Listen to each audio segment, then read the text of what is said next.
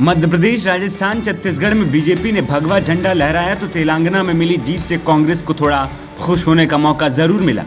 लोकसभा का सेमीफाइनल बताए गए इन चुनावों में बीजेपी ने शानदार प्रदर्शन किया तो वहीं कांग्रेस के हाथ से राजस्थान और छत्तीसगढ़ जैसे राज्य फिसल गए। इस चुनाव के खत्म होते ही लोकसभा चुनाव का बिगुल बज चुका है, लेकिन 5 राज्यों में विधानसभा चुनाव शुरू होने से पहले ही जो खटास विपक्षी गठबंधन इंडिया में आई थी, इन परिणामों के बाद और बढ़ गई। नतीजे सामने आने के बाद सबसे पहले समाजवादी पार्टी कांग्रेस पर बरस पड़ी। सपा प्रवक्ता ने तो यहां तक कह दिया कि ये कांग्रेस के अहंकार की वजह से उनकी हार है। मध्य प्रदेश में माननीय राष्ट्रीय अध्यक्ष जी के प्रति जो अपमानजनक शब्द जो बोला कमलनाथ जी ने, जिनके अहंकार सर चढ़ के बोल रहा था। रामधारी सिंह दिनकर ने लिखा है कि जब नाश मनुज पर छाता है पहले विवेक मर जाता है। तो उनके अमर्यादित बयानों से कांग्रेस हारी है और ज्यादातर जगहों यही हुआ है।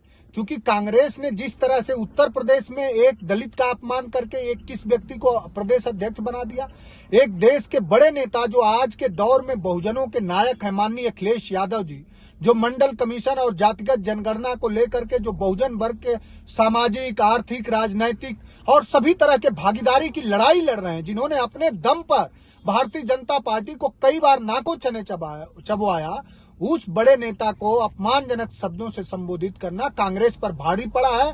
और कांग्रेस को पूरा समझना चाहिए कि जब जब दलितों, पिछड़े और क्षेत्रीय दलों का अपमान होगा, कांग्रेस को मुंह की खानी पड़ेगी। विधानसभा चुनाव से पहले समाजवादी पार्टी और कांग्रेस के बीच सीट बंटवारे को लेकर कलह खुलकर सामने आई थी। सपा को सीट बंटवारे में नजरअंदाज किए जाने से नाराज अखिलेश यादव ने कांग्रेस और मध्य प्रदेश के नेताओं को आड़े हाथों लिया। साथ ही उन्होंने कांग्रेस को इंडिया गठबंधन के तहत लोकसभा चुनाव के लिए बनी एकता पर भी सवाल उठाया था। सपा प्रमुख अखिलेश यादव के बयान पर प्रतिक्रिया देते हुए मध्य प्रदेश कांग्रेस के प्रदेश अध्यक्ष कमलनाथ ने छिंदवाड़ा में कहा था, अरे भाई छोड़ो अखिलेश वखिलेश। इसके बाद अखिलेश यादव ने मध्य प्रदेश का विधानसभा चुनाव अकेले लड़ने का फैसला किया। यही नहीं, नीतीश कुमार की जेडीयू ने भी कांग्रेस पर सभी दलों को साथ न लेकर चलने का आरोप लगा दिया है। सिर्फ और सिर्फ कांग्रेस पार्टी की हार है।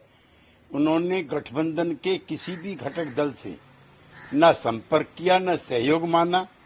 वो अपने बलबूते पर बीजेपी को हराने की योजना बना रहे थे, जो एक दिवा स्वप्न था। केजरीवाल की पार्टी पहले से ही कांग्रेस से नाखुश है, तो वहीं केसीआर भी अब तेलंगाना में मिले धोखे के बाद दूर दूर तक कांग्रेस के साथ नहीं आएंगे, जिसके बाद अब इंडिया गठबंधन का भविष्य अंधकार में जाता हुआ दिख रहा है। कांग्रेस अध्यक्ष मल्लिकार्जुन खड़गे ने इंडिया के घटक दलों की एक बैठक बुलाई जो 6 दिसंबर को दिल्ली में होगी। हालिया चुनावों के नतीजों के बाद हो रही इस बैठक का महत्व अब और बढ़ गया है। सवाल उठ रहे हैं कि इन नतीजों का इस गठबंधन और भविष्य पर क्या असर पड़ेगा। ऐसा इसलिए भी क्योंकि नतीजों के बाद इंडिया के घटक दलों ने कांग्रेस के रवैये पर सवाल उठाए।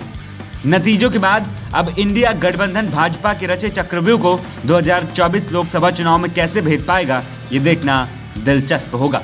NBT ऑनलाइन की रिपोर्ट।